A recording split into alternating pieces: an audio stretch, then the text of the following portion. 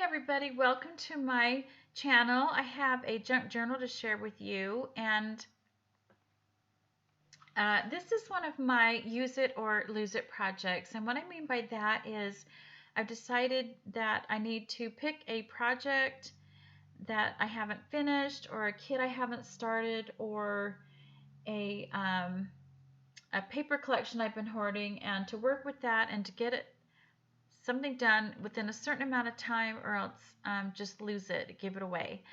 And so I'm so happy that this particular project is done, because it's been hanging over my head for years.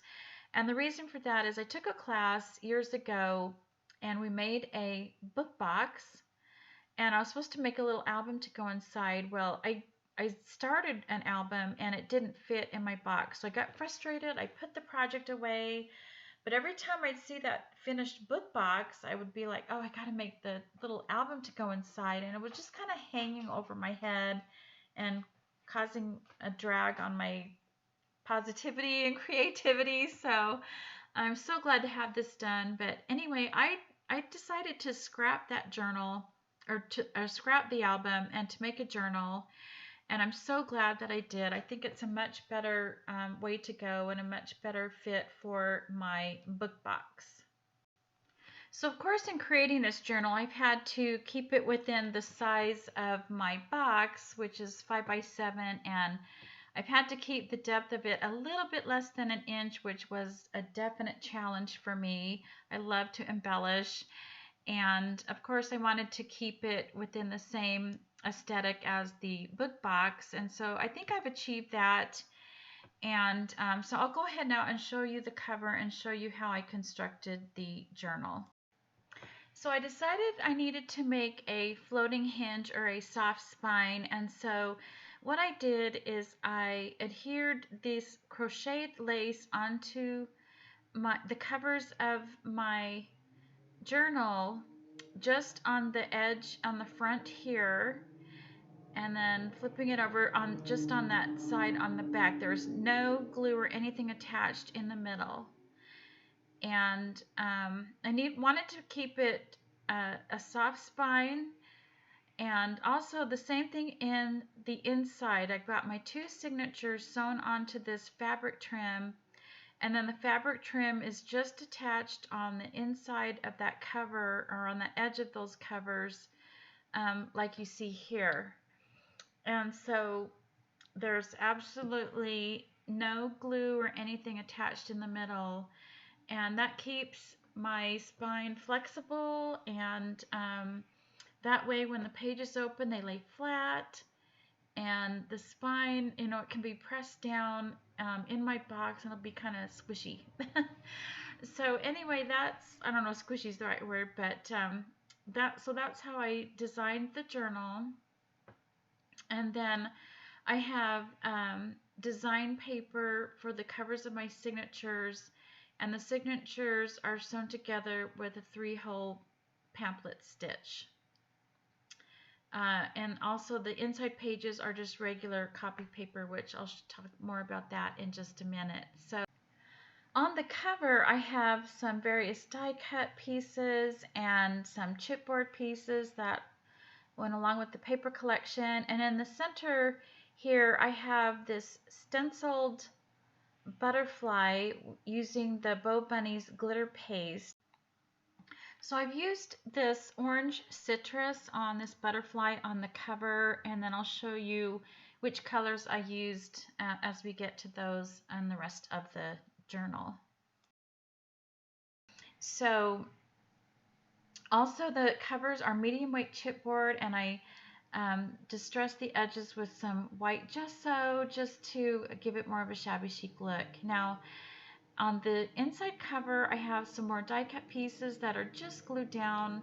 Normally I make those roses, I would make those into a tuck spot, but I really need to keep the journal, oh my goodness, motorcycle. I just really need to keep that journal laying flat and not too bulky. So, but that's okay, because there's room there to write a little title or about the content of the journal and a date or something like that. And so anyway, opening this up, we have a belly band made using one of the die cut pieces. I just trimmed the edges off to have that flat edge there.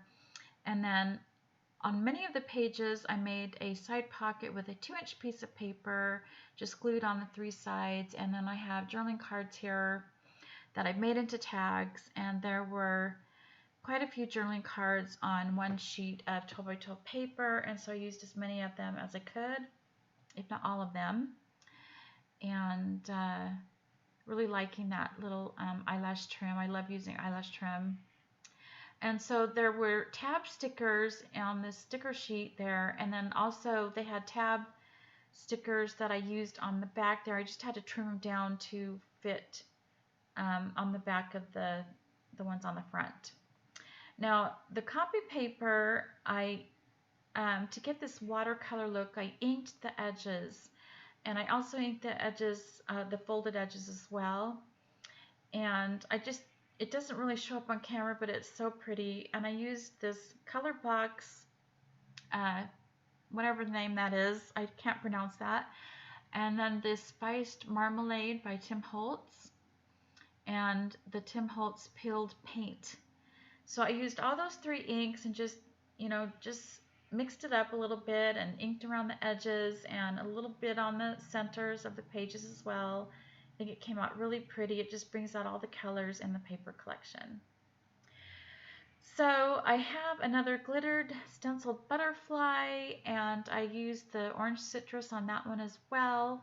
It just shows up a little brighter on the white. Have a sticker from the sticker sheet and a tag that I made to go and made that into a pocket.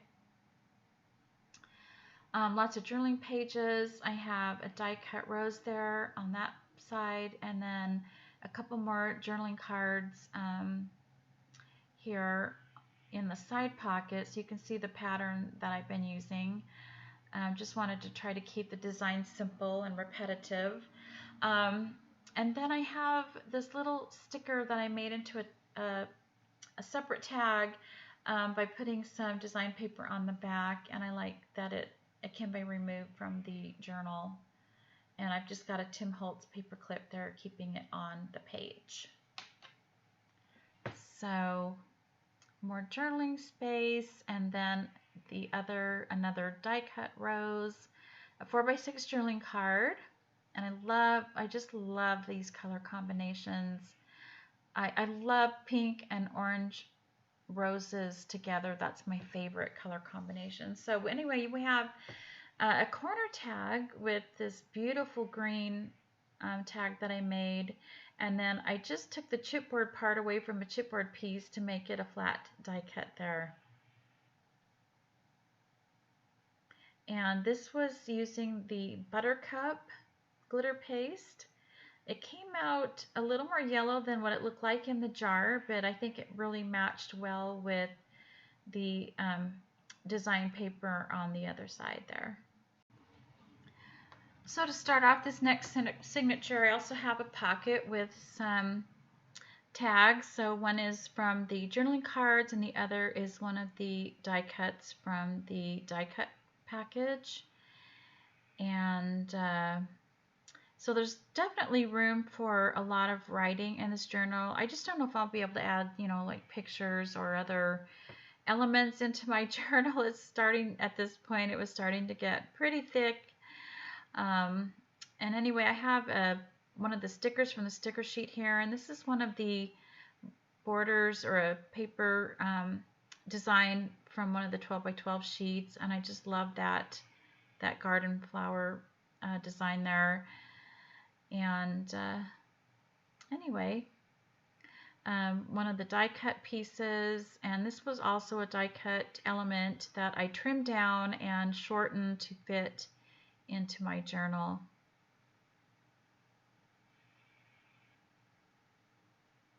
Another one of the journaling cards, and that tag there is from the die cut package. Another die cut rose, and a 4x6 journaling card, and this is the same one that you've seen before. I just decided to have the orange side facing up, and so there were 2 of every paper in the paper pack. so I took advantage of that. And then another die cut journaling card and a tag I made. And then the little butterfly here is stenciled with the pumpkin glitter paste. And don't let the name necessarily fool you. I mean, it has that orangey look, but it's also very coppery as well. So that's it. Then I have a journaling card on the back that I was going to make into a pocket, but the journal was just getting too full. So, but lots of room for journaling there anyway. And so that's it. That's my junk journal that I made to sit inside my book box. So I'll go ahead and show you the box now. So here is my book box, and I absolutely love it. If I say so myself, I think it came out so pretty, and I'm so pleased with it. Like I said, the design or the structure of it is all the teachers, so giving credit there. However, all of the embellishing and the paper choices are mine. I did go quite rogue in this class. Not that what the teacher had done was not pretty, but like I said, I fell in love with the pinks and the oranges, and those are my favorite rose color combinations, and so I wanted to bring those out rather than the beautiful greens. So it was nothing against the teacher, but so when I went home, I added this crocheted trim because I love having texture and things like that on my projects. And then I added the flowers and the cheesecloth that you see there, and there's a little bit of eyelash trim, and there's some I did use chipboard from the collection, which I think I purchased those. I know we were given the die cuts, but I don't know if we were given the chipboard. I used some seam binding and some brads, and there's little roses on there that I think are $49 in Market. I think that little butterfly, it's either that or Prima, I'm not sure, but anyway, just love that color of that eyelash trim. It's kind of a peachy coral color, and anyway, I just love the way that it turned out.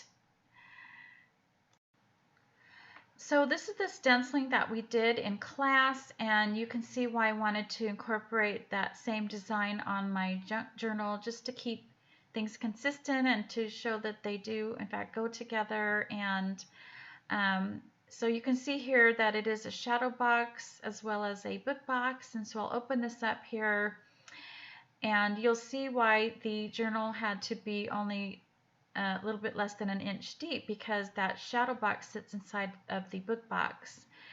And the shadow box was just cardstock. I added chipboard because I just thought it needed to be a little more secure and not get crushed.